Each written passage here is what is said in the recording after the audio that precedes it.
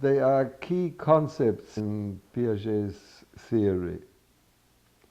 And they're also, in the English translations, very often misunderstood.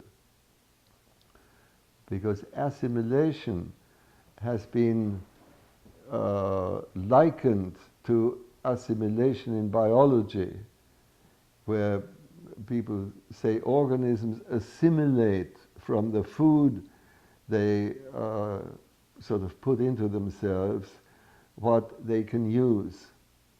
And it's a good metaphor, but it very often is understood wrongly, because the assimilation means that you take out of a present experience what fits experiences that you've had before. You have a pattern, and whatever fits that pattern, you are ready to take. The rest you discard. You don't know about it. So with infants, with small children, it is very easy to observe that they take in what they know already, and the rest they don't even see. And even as an adult, you catch yourself sometimes when you, especially in visual perception, where you look at something, you recognize it. Recognizing means that you see in it a pattern that you already have. And 5 minutes later you realize that it isn't that at all. That you discarded the most important part of that experience, if you will, and that you have to modify. You have to accommodate.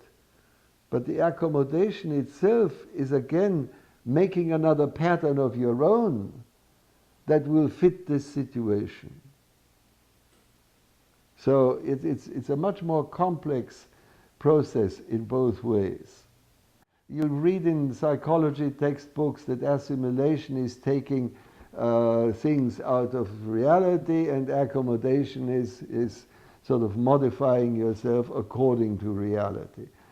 That's totally misleading, because you don't take things out of the external world. You begin to see the external situation in terms that you already have, which may turn out to be quite unsuitable, but that's what you saw at the moment. And that's assimilation. Yes. What's accommodation? Well, accommodation is when you discover that a particular pattern that you applied is not useful in that context. It doesn't work. It doesn't get you where you want to be. Then you may look at the situation anew and try to interpret it differently. Or revise it. Well, you revise what you see, Yeah. but you don't revise the situation. You revise what you see, and if that works, then you have a different scheme. You see, a scheme in Piagetian terms consists out of 3 parts, not just 2. It's 3 parts. And Piaget came to that because he became very interested in reflexes, the infant's reflexes. And the infant's reflexes are usually described, there is some sensory signal and then an action, which is very much like the behaviorists think of it. But Piaget was wise enough to say, well, why should there be the reaction? And the answer is very simple, because the reaction is such that in the course of evolution, it has been a useful reaction. It turned out to be profitable to react in that way. So that's the 3rd part of the reflex. It's not just the stimulus and the reaction, but it's the fact that the reaction produces something that is desirable. Now, if you recognize a situation as the one in which a particular action was useful, then you carry out that action, but you expect the beneficiary effect at the end of the action.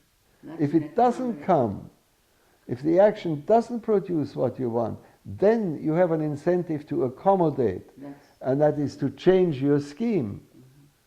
But in order to understand that, the scheme has to have the three parts. And that in most textbooks of Piaget, that is never made clear. What are the three There- parts? I'm Just sorry. say again, what are the three parts? The stimulus situation, Yeah. the action, and the result of the action. If you leave away the result, it doesn't work, you know. You can't really understand it. It sounds sort of like a feedback loop. It is, yes. Exactly. Very good. Mm-hmm.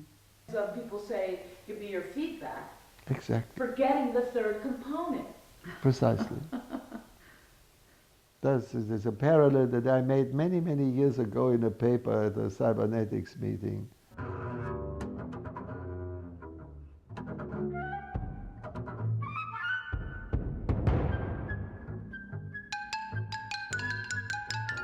Piaget was perfectly clear about that. But it's because people read it with already preconceived ideas, and they discarded what didn't fit into the ideas. There were always people who understood those things, but they did not become part of a dogma. They were not incorporated into an explicit theory. There have always been people who've known all that, you know.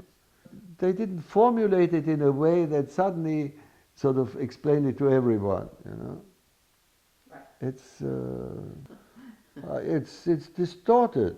All right, distorted. Yes, completely. I wonder why it's easier to do that rather than to understand what he understood. That's called assimilation. Yes, it's assimilated by people to other models, and that destroys it.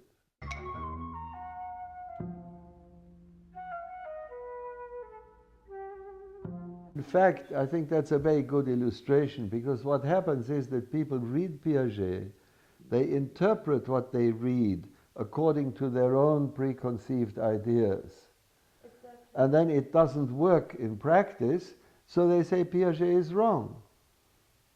I mean, that in the psychological literature, especially in this country, Piaget has been discarded practically.